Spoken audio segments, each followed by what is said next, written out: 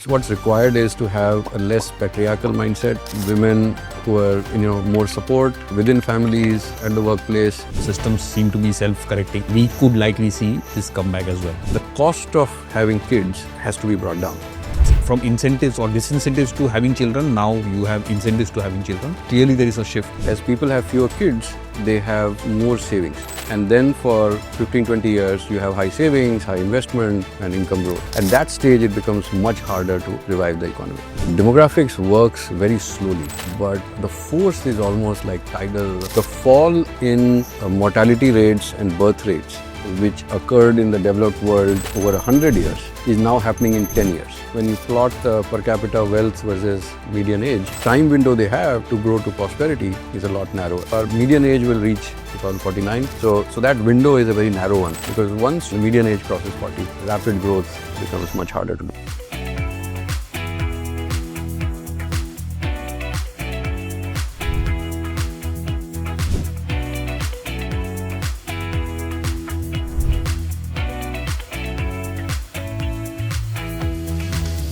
By 2050, 1 in 6 people globally will be over the age of 65. Fertility rates are falling steadily. In many countries, in over 100 countries actually, the population is starting to shrink. Many developing countries or erstwhile developing countries like China, South Korea are already seeing this play through. What are the implications of this global demographic shift? What does it bode for the future? Today's open dialogue focuses on these topics. Joining me today for this conversation is Neelkanth Mishra. Neelkanth, welcome.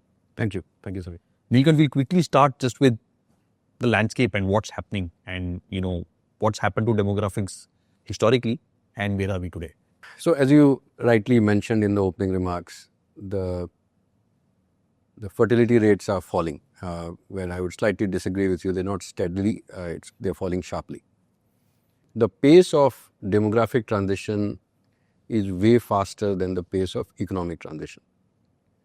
Just to give you an example, the reason why infant mortality today in Peru, which is more or less at the same per capita GDP as UK was in 1960, the infant mortality in Peru is half that of the UK.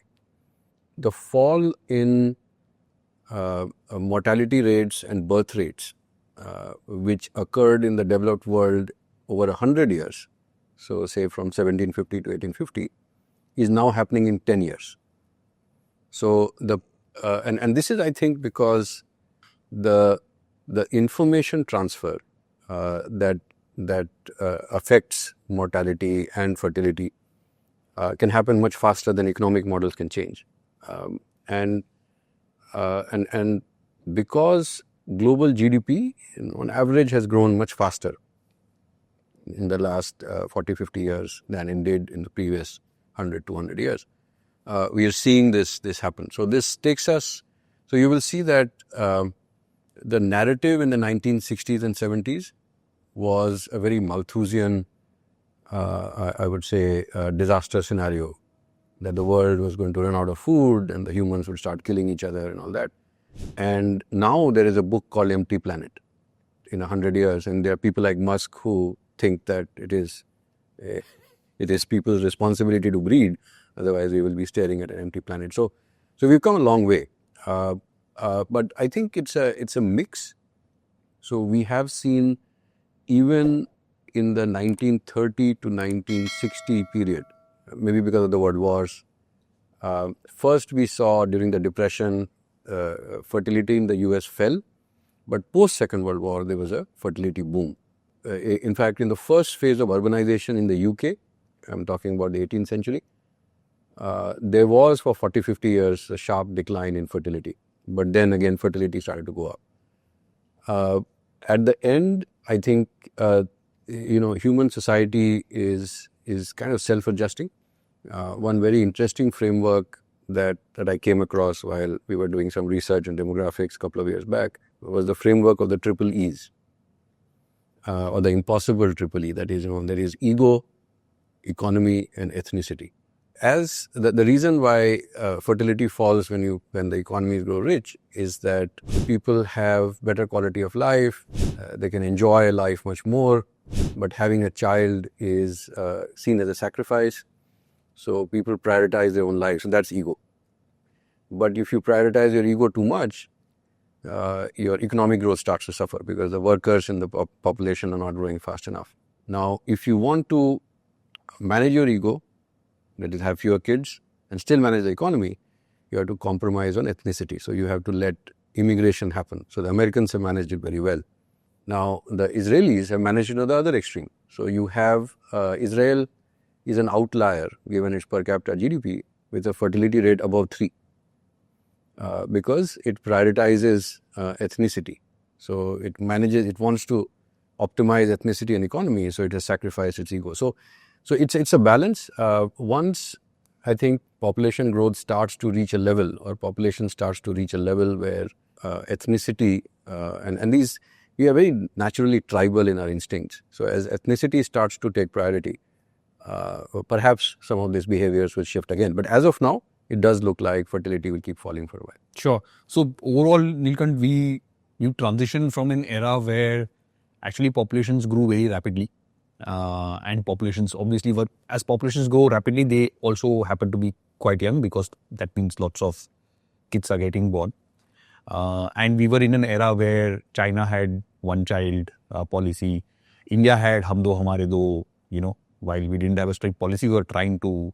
for a while we did have a strict policy as well, during emergency. Well, that aside, but we were trying to influence people to have smaller families. To now where we moved, as you said, like even when I was in school, there was a lot of this Malthusian population explosion type of discourse, right? And now we are in a place where actually it's the other way around. Like economies seem to be talking about growing populations, getting more younger people into the incentives. So for the last 35 years, 40 years, there have been incentives in Singapore to have children. Yes. Many countries now actually have incentives to have... they don't work. They haven't worked so far. But yeah, so that tells you the priorities are shifting. Priorities are shifting, correct. So from incentives or disincentives to having children, now you have incentives to having children. So clearly there is a shift. You said that this shift has happened in the past as well. So, in general, systems seem to be self-correcting. So this one, human beings also maybe, we could likely see this come back as well. You touched on a few other topics which I'll come to, which is the interlinkage of the demographics and economy. And you used a very interesting term. You said that the demographic transition is far faster than the economic migration. So it will be helpful to just get your perspective on what that is and what you meant, and also the linkage between the two. Like, why is demographic linked to economy? Oh, okay. So let's look at the pace of economic transition.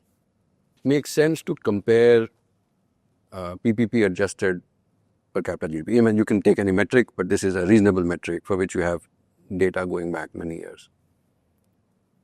And if you define thresholds as, say, $3,000 per capita and $15,000 per capita, the UK covered this distance in 195 years. So UK, remember, was the first developed economy. It covered this, first developed economy in the modern sense. I mean, of course, there was Rome and there was Athens and Song Dynasty, China and all that. But so this was, the US did it in about 100, 110, 115 years. India is likely to do it in about 30 years. China did it in about 36 years. Korea did it in 21 years. So there is a significant 3 to 5 times, if you forget about UK as an outlier, it was the first economy to do it, so maybe the copy-paste took a while. But then, but you look at demographic transition, as I said, the fall from high fertility to low fertility that occurred in the developed world, say US and EU, over 100 years, actually happened in 10 years in South Korea. So there is I mean, it's not as rapid in, say, Philippines or Indonesia or India, but it is happening much faster. Pretty faster. Yeah, so it is 2 to 3 times faster for the economy, 5 to 7 times faster for demographics. And as I briefly talked about, but perhaps it makes sense to dwell into it. So why does fertility fall when economies grow? So there are many reasons. The first is that your infant mortality comes down. So because your children fewer children are dying, so you need to have fewer kids. Even in the 17th century in Europe, infant mortality was 50%. So 50% of children would die before they turned 5. That number, of course, is now extremely low, though I think we still need to bring it down further in India, but it has come down. So if you have fewer deaths, you need to have fewer kids. The second is that higher income growth also means higher urbanization. And in urban areas, the lifetime value of a child is much more negative than it is in rural areas, in the sense that it is much more expensive to bring up a child in a city than in a village. And in a village, the child becomes economically productive much earlier than in a city. In fact, in every country, by default, fertility rates in cities are lower than fertility rates in rural areas. In fact, even in Indian cities, our population would have been shrinking if not for inward migration coming in from rural areas. There is a third aspect, which is that in richer societies, people are better educated. That's kind of, I would say, an eventuality that, unless you have more educated people, they cannot do more sophisticated work, which is what counts as high productivity and therefore high per capita GDP. If you're spending, especially women are spending more time in education and then establishing their careers and all of that, because again, the economic value of the education is only realized if you start working. They tend to have the first child much later. So again, a lot of demographic research shows that the difference in fertility rates has very strong links to the age of first childbirth. And that is continuously getting pushed out. So as the number of years of education is going up and as per capita incomes rise, that is continuously getting pushed out. And lastly, I think economies like, or I would say societies like in Asia are particularly, I think, constrained on this front. And I'm not making a moral judgment here, whether that is right or wrong, is that there's a lot of social ostracism against having children outside of marriage. So basically, whether it is Japan or Korea or China or India or Indonesia, if you want to have a child, it's important to get married. And the more women start working, the less inclined they are to adjust to mostly patriarchal societies. And therefore, the age of marriage keeps getting pushed out. In fact, the instances of marriage, like, we did this survey several years back, where we found that 30% of Japanese youngsters didn't want to get married. Now, if you can't get married, then there's no way you can have kids, at least if you're in Asia. In the US, of course, 50% of children are born out of wedlock. So those are all constraints which, and as you can imagine, the behavioral shifts happen because of copy-paste of cultural norms, and many of these actually happen much faster than the pace at which you can change the economy, which is why demographic transitions are much faster than economic transitions. Yeah. So firstly, taken a very analytical lens to fertility, which, I mean, step back is a little depressing that we are looking at lifetime value of kids and so on and so forth. But that is how, in reality, in aggregates, economies kind of play out. And so it's obviously the right way to look at it. It's just kind of an observation. Okay. The points you made, which is there is this kind of a logical correlation between urbanization, higher income growth, and lower fertility for various reasons. And one interesting point, there are many data and correlations you spoke about. One interesting one is that the longer it takes for women in general, at an aggregate, to have their first child, Correct. the lesser number of Yes. children they have. Correct. And as economies develop, women start to work, and more women start to work. And as they start to work, they kind of start to get educated. They get married later, they have kids later, and hence the kind of the number of kids fall.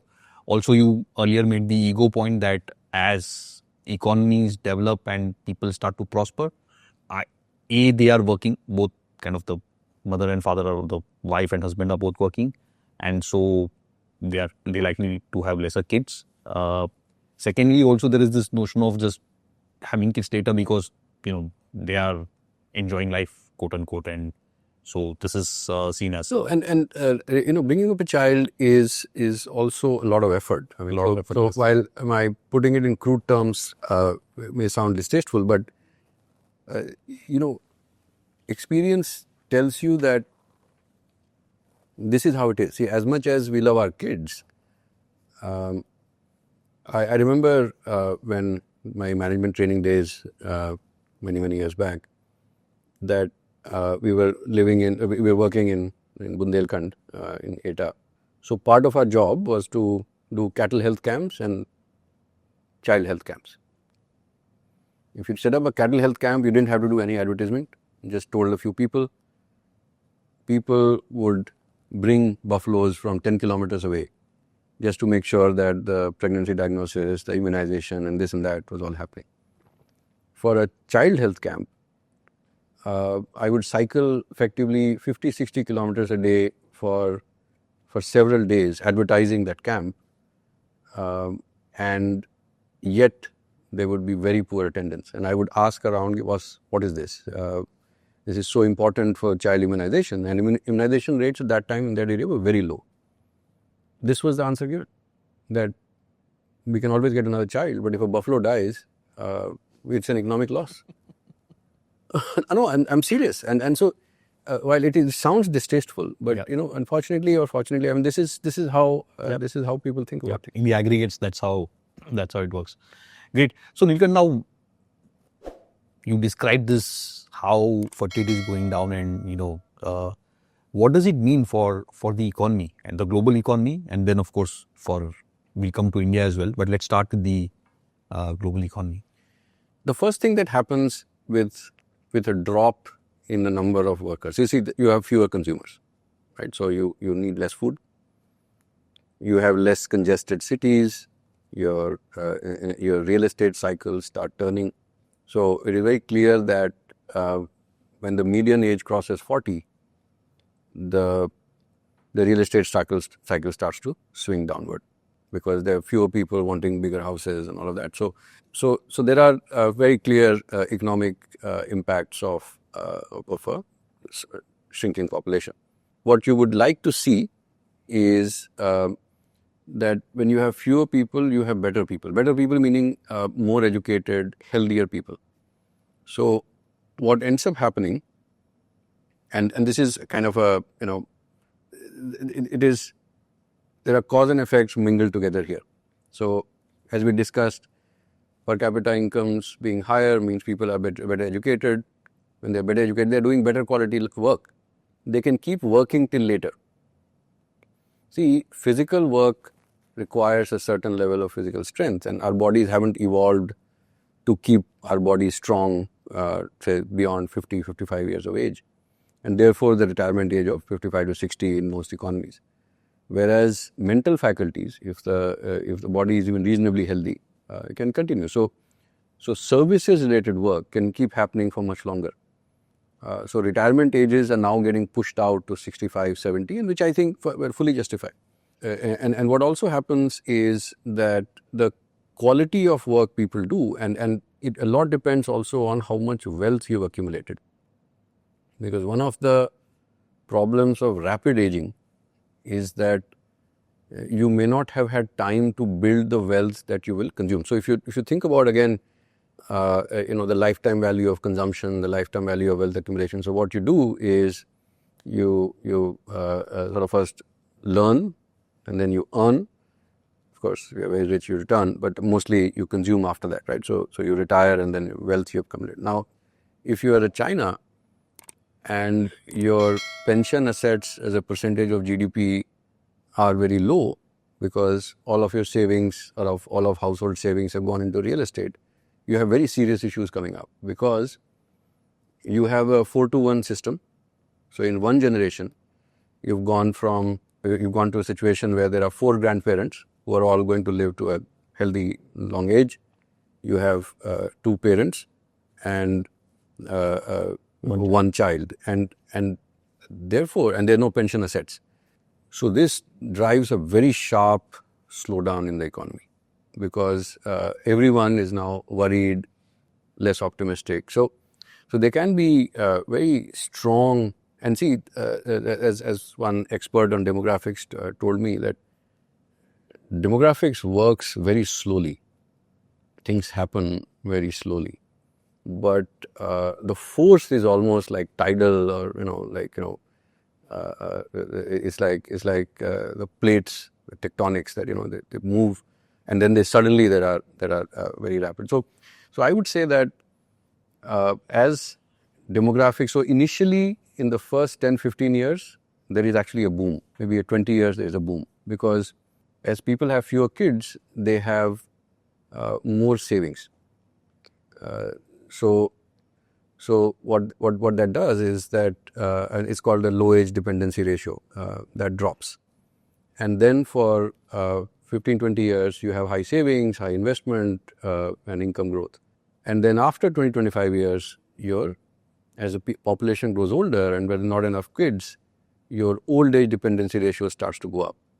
And in which case, there are fewer workers supporting a lot of old people, and that's when the economic decline. And then at that stage, it becomes much harder to revive the economy. So I don't know if that answers your question, but as populations get older, first stage, good growth. Second stage, maybe some stability, but then a very rapid decline.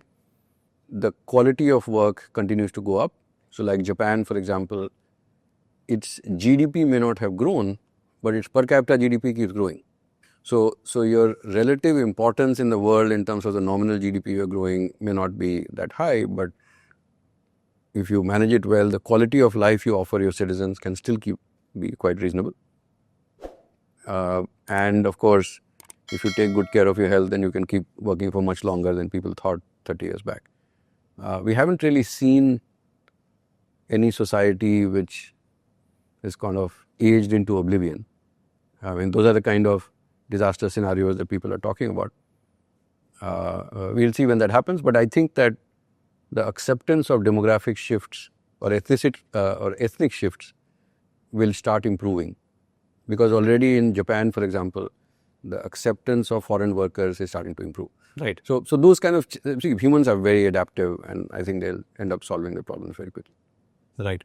So the impact of the demographic shift is that at an aggregate, the economies initially obviously will do very well, because if you have lesser kids and you are young, then you are spending less on, like, you have more disposable income to spend on, and more time, more number of hours to do productive work. So initially it's great. When the next generation starts coming into the workforce and the earlier generation starts going out of the workforce, is when you start having challenges, because first it will stabilize, but then over time there is this basically pension is where kind of the next generation is supporting the previous generation. Now earlier it was a larger number of children supporting lesser number of parents. Now it's the other way around, lesser number of children supporting a larger number of parents. So that kind of causes some stress, and so at the aggregate the economy starts to grow slower. At a per capita, you may still be doing much better, because while the numerator hasn't grown, but the denominator has shrunk actually, and so per capita you are doing much better. But growth is very important for all economies, and so those economies will start to see lesser kind of growth. Immigration is a way to solve this, which is, if you are not producing enough kids, you can import them, and so immigration is a way of solving for this.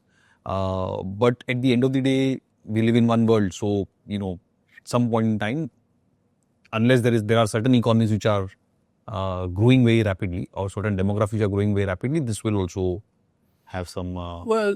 So let's think about it. So as I said, the triple E's: ego, economy, ethnicity. So ethnicity is also an evolving concept. So you will see that the acceptance of immigration in the US changes every 20, 30 years. Right. So in the first phase, when the US was still getting populated, remember till 1885, the US frontiers were still extending. Right. They started from the east and kept going west. The frontier was effectively closed in 1885. And around that time, of course, so you needed a lot of immigrants from Europe. So you first started with England and France and all that. And then over time, the Germans, so all of those Eastern, and then 1910s or so, because of which a lot of the East European Jews started moving in. Yeah.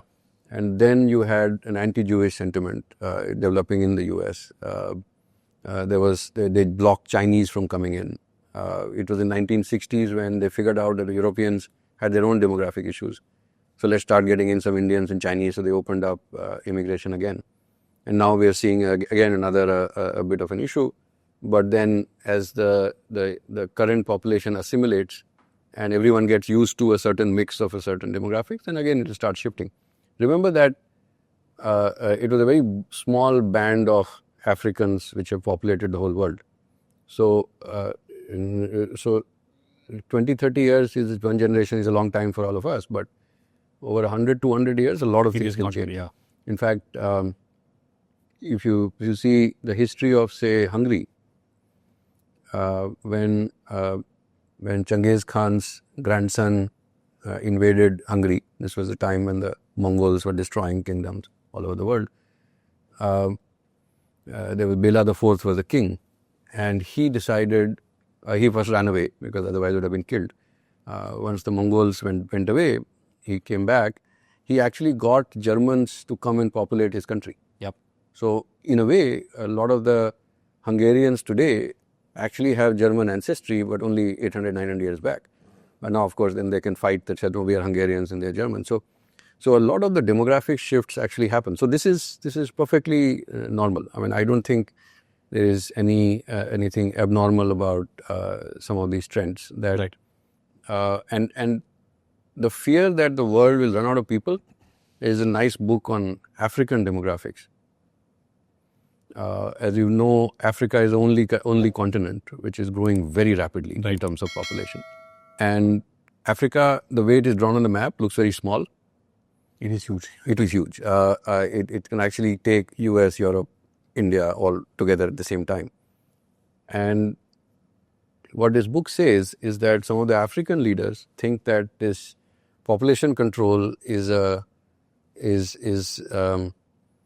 white attempt to control the black population, because their continent can take many more people than it has, and therefore many countries in Africa do not have population control. Contrary, so whatever demographic decline, fertility decline is happening because of standard economic forces. So there's no government measure to control population. So a lot of what happens in the year 2100. So the interesting thing about demographic projections, so there is the United Nations Population Department, UNPD, which gives out population forecast. So they have a low, median and high forecast. The gap between low and median is about 15% if you're looking at 2035 population, because most of the mothers who will have kids in the next 10 years are already known. But when you're looking at the year 2100, the range is between 7 billion to 14.8 billion. So the median is about 9 or 10, but at the low end it's 7 billion and the high end it is 14.8 billion. So even if depopulation is going to happen, so we are at about 8.5.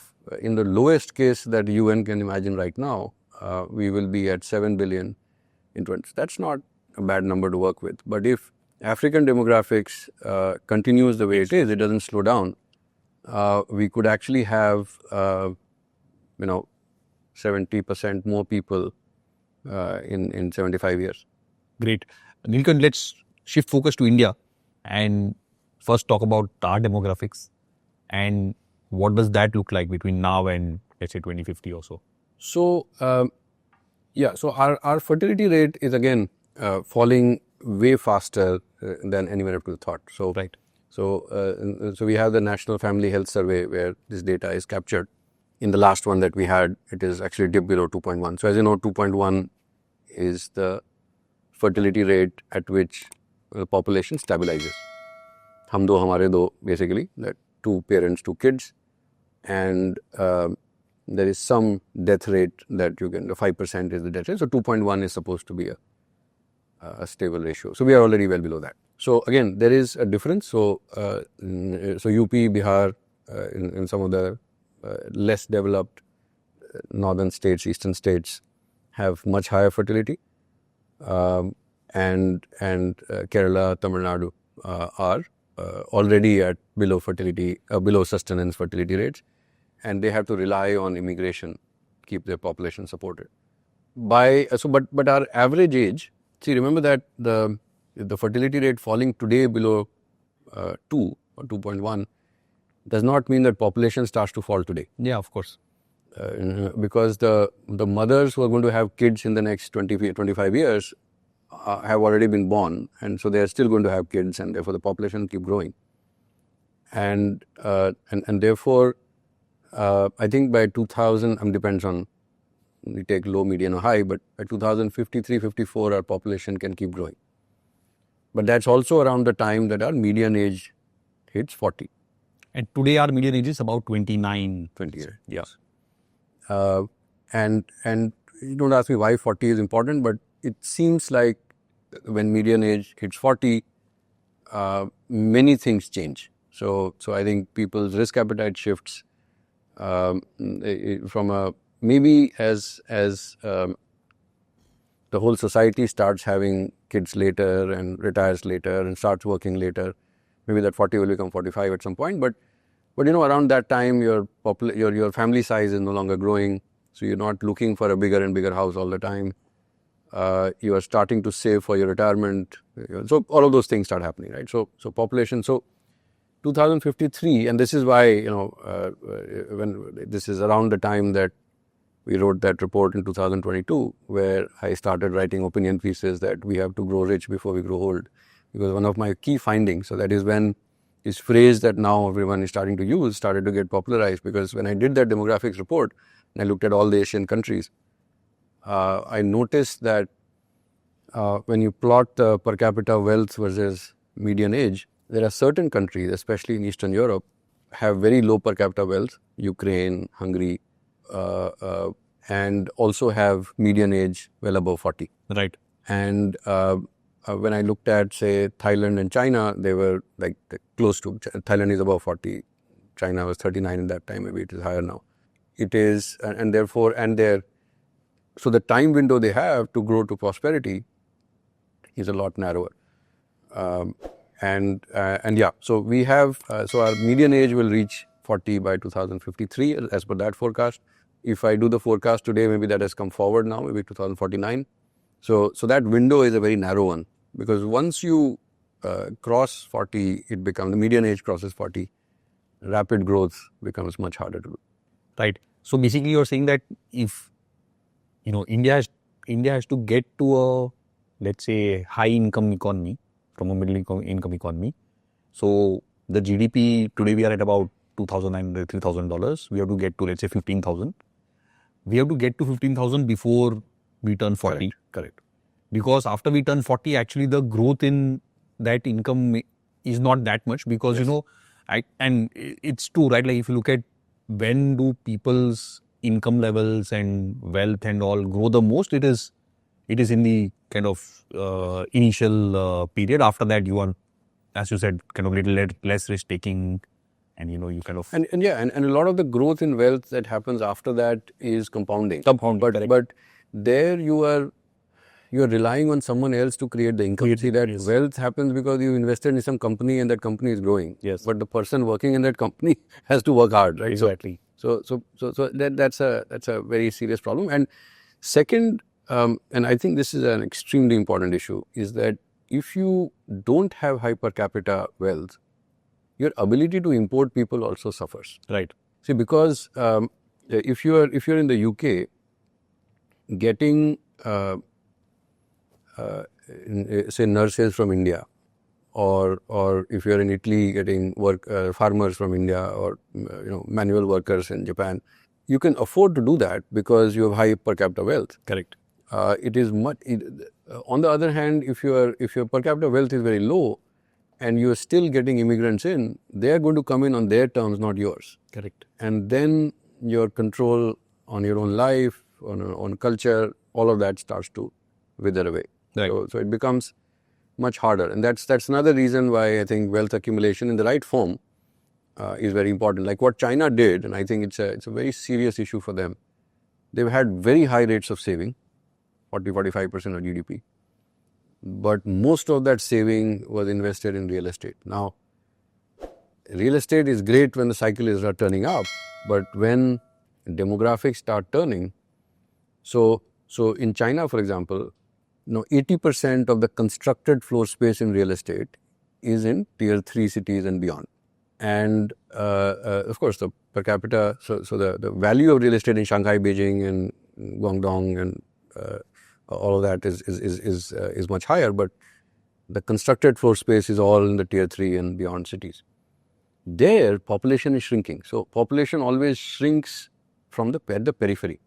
So like Tokyo may be still doing okay, but some remote village is still getting depopulated. Yeah. Like in Europe, we have these villages which have no people, right? Exactly. So the cities are still okay. Yeah. But then you have these villages which are deserted. Deserted because beyond a certain level, you don't need a school. You don't need it's very expensive to even maintain a health center. Correct. And then people have to leave that place, and then it just lies vacant, right? So that happens at the periphery. So in China, for example, now what we are finding is that real estate prices are starting to fall. So in these areas where population is shrinking by 3%, no one needs more houses. And a lot of the wealth, the savings of people are deployed in those assets. And while the real estate boom was happening, it seemed very encouraging. But now it has created a huge problem. So now getting consumption up in China is going to be a huge problem. So as we think about planning our own country, the policies that will help us at 25, 30 years later, I think having a sense of balance, trying to show some urgency in growing faster, and deploying the assets and the savings such that even 20 years later, they are still valuable to people who are retiring, it becomes very important. Right. So from a takeaway perspective, three takeaways. One is that we really need to intensify that between now and 2050, we go from the 3,000 to the 15,000. So that is, it's more around reforms where we are investing our time and money and so on and so forth. We've spoken about all of these earlier. Mm-hmm. So this is number one. Number two, somewhere there is this a little bit of almost a cultural, like even if you go and ask today on the street 100 people that is it good to have more kids or not, I think most people would, because of the upbringing, say that no, you should not have too many kids. And that notion perhaps somewhere needs to start to shift, is the second one. And the third one is that we have to start planning for a time when our population is more than 40. Yes. And hence have the right structure so that people are saving in the right productive instruments. Correct. Which continue to really generate incremental revenue, wealth, whatever you call it, even when population stops to grow as fast. Exactly. And just to add a few minor points so that's an excellent summary as always. So on maintaining a certain fertility rate, I think creating social awareness doesn't help. So the Singaporeans first tried in the 80s to give incentive. They figured out that it was the educated women who were not having kids. So they said, we're giving these incentives to educated women. Right. It didn't work. Right. And then they said, you know what, we are going to do it for all women. By that time, even the less educated had become reasonably prosperous, so even that didn't work. I think what's required is to have a less patriarchal mindset, women who are, more support within families, at the workplace. The cost of having kids has to be brought down. I mean, not just the economic Not the cost, economic but cost, the social but the cost social cost, yeah. of having kids has to be brought down.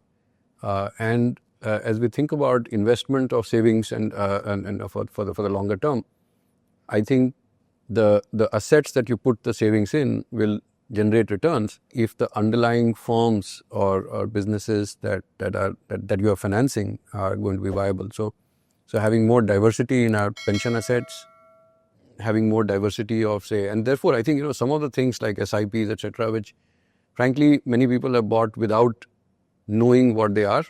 It's like unintended risk capital creation.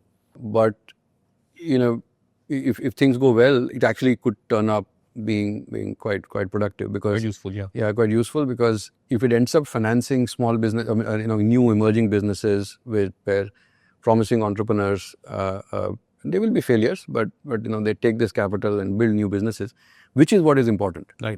That is how the sustained returns come. Because that is productive versus, let's say, real estate, which has value when populations are growing, but when population starts to decline, it may not have that much value. Great. Neelkanth, a great conversation as always. Thanks for taking out time, and wish you all the best. Thank you. Thank you so much. Thank you for listening into this episode of Open Dialogue. I hope you enjoyed this as much as we've enjoyed bringing it to you. We are overwhelmed by the response that we've received and really look forward to your comments and feedback. Do like and subscribe to our channel to keep track of new episodes that are coming through. Thank you.